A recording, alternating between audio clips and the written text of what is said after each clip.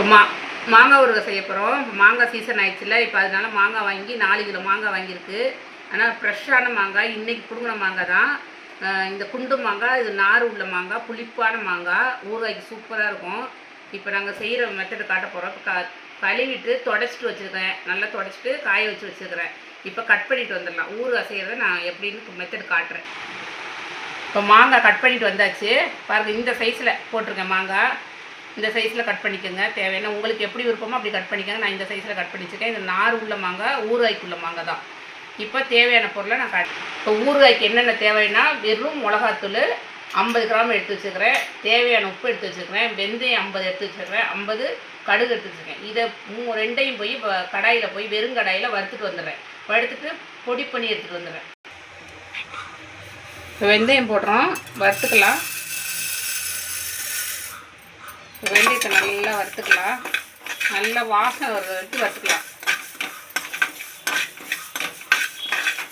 இது எண்ணெயெல்லாம் ஊற்றக்கூடாது, வெறும் கடாயில் போட்டு தான் வறுக்கணும்.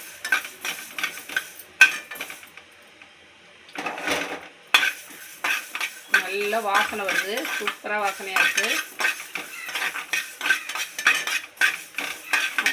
பாருங்கள், நல்லா வெடிக்குது பாருங்கள் கடுகு. ஆனால் கறியிடக்கூடாது. இந்த வாசனை வந்து கலர் மாறினோன்னே நம்ம எடுத்துகிறோம். பாருங்கள், கலர் நல்லா மாறிடுச்சு, நல்லா பொரிஞ்சிச்சு. இப்போ எடுத்துடலாம். இப்போ கடுகு வறுத்துடலாம். இப்போ கடுகு 4 உளுந்தம்பருப்பு போட்டிருக்கிறேன். நல்லா வாசனையாக இருக்கும், அதனால தான் உடச்சி உளுந்து போட்டுக்கிறேன். இந்த கடுகை நல்லா பொரிச்சு எடுத்துக்கிறேன். இந்த மாதிரி நல்லா சவுண்டு வரணும், கறியிடக்கூடாது. வாசனையாக இருக்குது, கடுகு பொரியலே நல்லா வாசனை வருது. இப்போ நம்ம எடுத்துடலாம். கடுகு நல்லா பொரிஞ்சிருச்சு. 4 உளுந்தம்பருப்பு போட்டுக்கிறேன், ஏன்னா நல்லா வாசனைக்காக போட்டிருக்கிறேன். கடுகு நல்லா வாசனையாகிடுச்சு, நல்லா கருகிடக்கூடாது. இந்த அளவுக்கு பொரிஞ்சால் போதும். இப்போ எடுத்துடலாம். இப்போ கடுகும் வெந்தயத்தையும் நல்லா பொரிச்சு நல்லா வறுத்து எடுத்துகிட்டு வந்துட்டோம். நல்லா வாசனையாக இருக்கு பாருங்க. இப்போ பொடி பண்ணிடலாம். மிக்சியில் வச்சு பொடி பண்ணி, ரொம்ப நைஸாக அரைக்கக்கூடாது. நல்லா பொடி பண்ணியாச்சு. இப்போ கடுகையும் வெந்தயத்தையும் வறுத்து நல்லா பொடி பண்ணிட்டோம். இந்த அளவுக்கு அப்படி கொஞ்சம் ரொம்ப நைஸாக இருக்கக்கூடாது, ரொம்ப நொரனாக இருக்கக்கூடாது. இந்த அளவுக்கு இருக்கணும் வறுத்தது, இது அரைச்சது பொடி பண்ணது. இப்போ பொடி பண்ணி வச்சாச்சு. இப்போ நம்ம ரெடி பண்ணிடலாம். ஊறுகாய் ரெடி பண்ண போகிறோம். இப்போ இதில் கொட்டிக்கலாம். பெரிய தாம்பாளத்தை எடுத்துக்கலாம், இல்லைன்னா பக்கெட் எடுத்துக்கலாம். ஏன்னா சூடாக எண்ணெயை காய்ச்சி ஊற்ற போகிறோம். அதனால் வந்து ஸ்டீலோ வேறு பாத்திரத்தை வைக்கணும், பிளாஸ்டிக் பாத்திரம் யூஸ் பண்ணக்கூடாது. அதனால தான் இதில் பண்ணுறேன். இப்போ தேவையான உப்பு போட்டுக்கலாம்.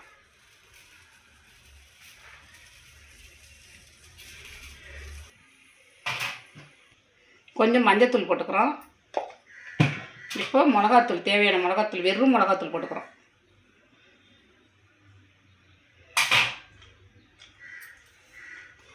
இப்போ அந்த பொடி பண்ணது இப்போ அதையும் போட்டுக்கிறோம். வெந்தயமும் கடுகும் பொடி பண்ணி வச்சுருக்கிறது போட்டுக்கிறோம்.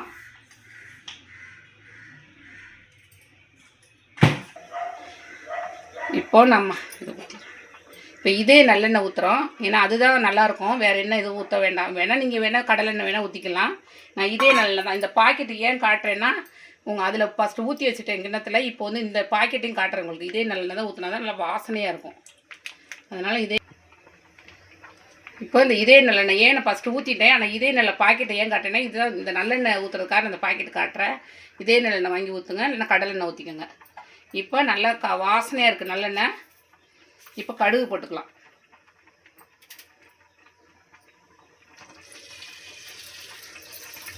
கடுகு போட்டுக்க நல்லா பொரியட்டும் கடுகு.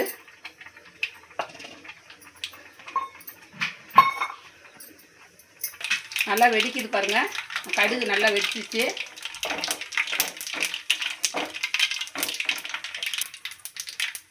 இப்போ பெருங்காயத்தூள் போட்டுக்கிறோம். பெருங்காயத்தூள் தான் போடணும். எண்ணெயில் போட்டு பொரிய வைக்கணும். போட்டாச்சு. இந்தளவுக்கு ஸ்டவ் ஆஃப் பண்ணிவிட்டு போடுங்க.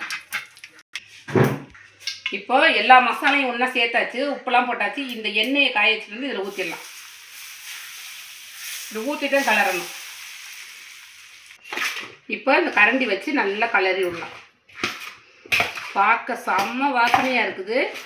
ஏன்னா அந்த வெந்தய வாசனை, கடுகு வறுத்துட்டு பொடிச்ச வாசனை, எண்ணெய் நல்லெண்ணெய் வாசனை சரியான செம்ம வாசனையாக மணமாகவும் இருக்குது. பார்க்க பாருங்களேன், கலர்ஃபுல்லாக இருக்குது. பாருங்கள் ஊறுகாய் இந்த மாதிரி பெரிய தாம்பழத்துலேயோ இல்லை பெரிய ஸ்டீல் பாத்திரத்துலேயோ இல்லை அந்த மாதிரில தான் இந்த ஊறுகாய் நல்லா போட்டு கிளறணும். ஏன்னா பிளாஸ்டிக் பாட்டிலில் போடக்கூடாது. பக்கெட்டில் போட்டு கிளறினா சூடாக எண்ணெய் ஊற்றையில் உருகி போயிடும். அதனால தான் இந்த மாதிரி நாங்கள் கிளறோம். இந்த தாம்பழத்துலேயே கொட்டி கிளறுங்க.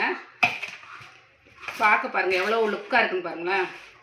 இதை இப்போ வெயிலில் வச்சு ஒரு 3 நாள் 4 நாளைக்கு இப்படி வெயிலில் வச்சு எடுத்து நீங்கள் பாட்டிலில் கண்ணாடி பாட்டிலில் போட்டு வச்சுட்டிங்கன்னா 1 வருஷத்துறது இது கிடாது. அடுத்த வருஷம் மாங்காய் சீசன் அது இது கெட்டவே போகாது. அவ்வளோ வாசனையாக இருக்குது. இப்போயே சாப்பிடணும் போல் வாய் ஊறுது. இப்போ எதனால மசாலா எல்லாம் போட்டு கிளறினோன்னா இப்போ ஒரு வாட்டி வெயிலில் கொண்டே காய வச்சுருவோம். ஏன்னா நீங்கள் பாட்டிலில் வச்சு கூட காய வச்சுக்கலாம். ஒன்றும் இது இல்லை, பாட்டிலில் போட்டு கூட இது காய வச்சுக்கலாம். உப்பு சாடியில் போட்டு வச்சுக்கலாம்.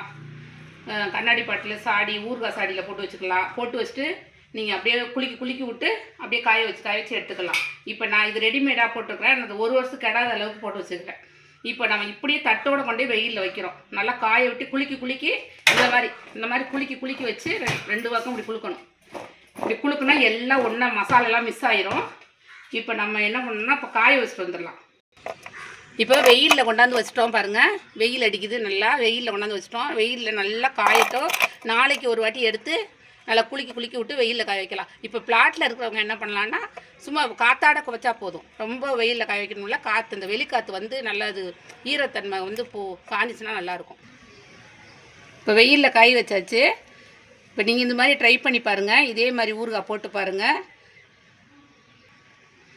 இது மாதிரி நீங்கள் ட்ரை பண்ணி பாருங்கள். இந்த ஊறுகாய் மாதிரி போட்டு பாருங்கள். இது மாதிரி நீங்கள் ட்ரை பண்ணி பாருங்கள். கமெண்ட் பண்ணுங்கள், லைக் பண்ணுங்கள், ஷேர் பண்ணுங்கள், பெல் பட்டனை கிளிக் பண்ணுங்கள்.